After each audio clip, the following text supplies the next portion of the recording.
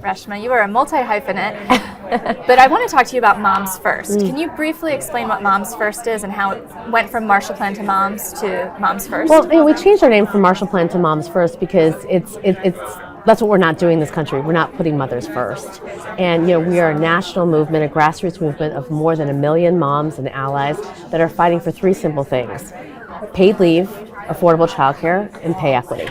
Affordable childcare, let's dive into that. I'm going to read some statistics because we are talking at a very critical moment. There is $24 billion in stabilization funds that had kept childcare services afloat that is set to expire at the end of this month. CNBC released a report that said more than 70,000 childcare providers who have benefited are likely to close as a result of the lost funding. Yep. Start broad. What is your reaction? And 3 million kids are going to lose their childcare seats. And we're going to lose $10.6 billion to our economy. I mean, the fact is whether you're a Republican or Democrat, you live in Idaho or New York City, you are going to feel the effects when we go off the cliff. And it's devastating. And it just shows that we live in a country that doesn't put families first. The reality is that 40% of families are in debt because of the cost of childcare, right? Childcare's costs are rising faster than inflation. And so these pandemic funds essentially provided a lifeline to a childcare system that's already been broken.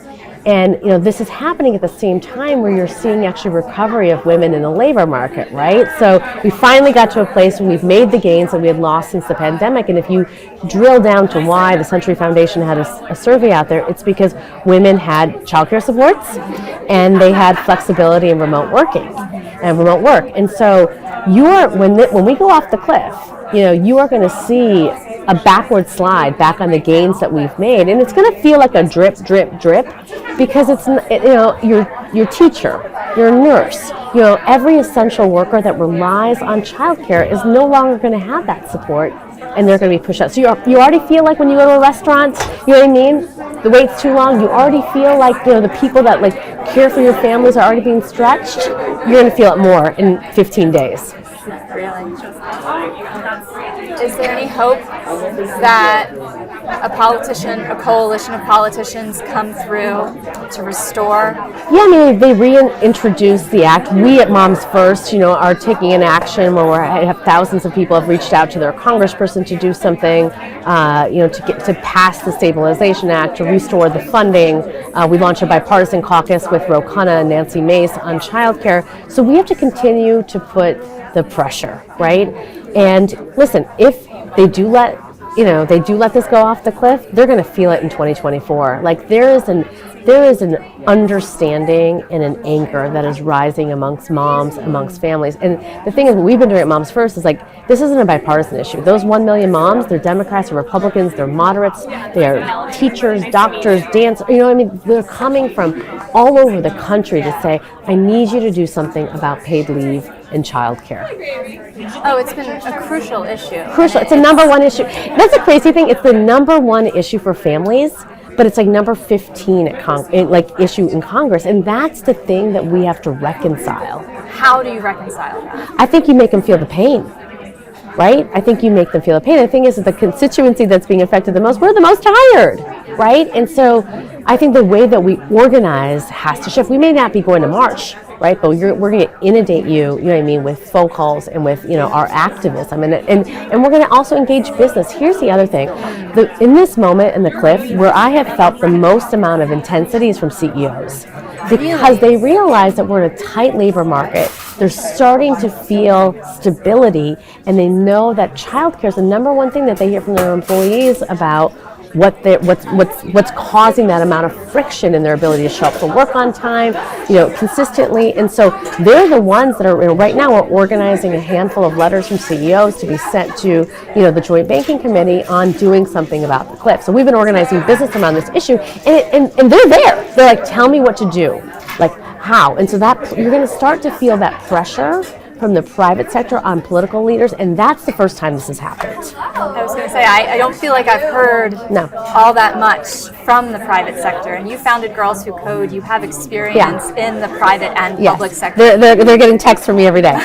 What is your call to action to the CEOs and founders you have not yet been engaging with, but who might be watching this? Well, one is join our National Business Coalition on Childcare, but make this the number one issue that you talk about. You know, when you're at Sun Valley, at Davos, in your places and spaces, call your congressperson, get engaged. Tell Congress and the administration unequivocally, right, that this is your number one priority. Like, if we care about America's innovation, if we care about competing with China, if we care about being the best, if we care about making sure that we can actually lead into the 21st century, that AI is not even as important as childcare is, right? It's like, prioritize the things that actually are preventing us from having a fully participating workforce. And childcare is an economic issue. It's not a social issue. One of somebody in the administration once told me, as we've been trying to galvanize congressional leaders on this, congressional leaders will often say, I'm just not doing social issues this year.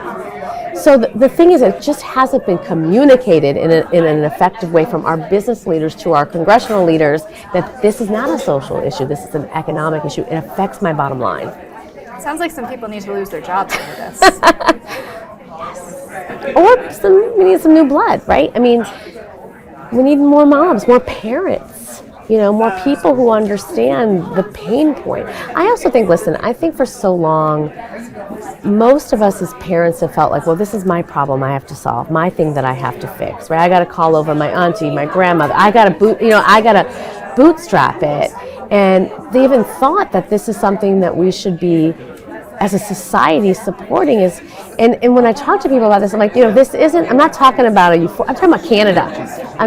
Canada just passed legislation to have a ceiling on the amount that every family, should pay on childcare. President Biden has been fighting to do this. This is a no-brainer. I've talked to, you mentioned calling on aunties and family, and that makes this issue so complicated because people do go inwards. They assume it's their burden. Yeah. And I've talked to friends and sources about how do we make sure the people providing childcare are making a fair wage? Because the other side of this equation is a lot of childcare workers are underpaid, are struggling to make ends meet. They are our aunties and our abuelas, right? They are, they're vastly underpaid. They're undervalued. They're barely, able to put food on the table, and that's wrong.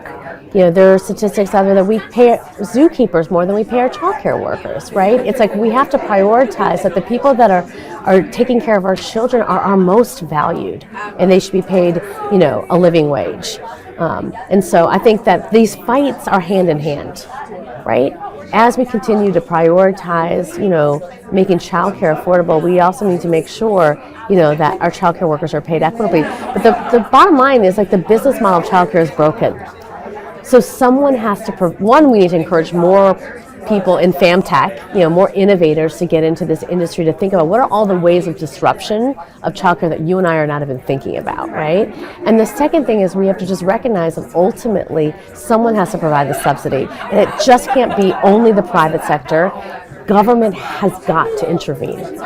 I look forward to those solutions because we at Forbes say entrepreneurial capitalism can change the world. And I want to know, where are the entrepreneurs fixing what seems to be one of the most fundamental problems plaguing American society? And there's a lot of amazing, like, Vivi, We Care, Care.com, Mirza, there's a lot of, I'm seeing a lot more entrepreneurship. At Moms First, we have an innovators group that's part of our National Business Coalition on Childcare. So I'm just seeing incredible things, from entrepreneurs in Kansas that are doing innovative things. There's an organization called EPIC, in Colorado that's working on a sustainable solution. We live in New York. Listen, New York should be leading on universal childcare, right? We should be, where we have the largest amounts of childcare deserts are in New York City. So, 86% of, I think low-income women, are living below, I think, the living wage because of the cost of childcare.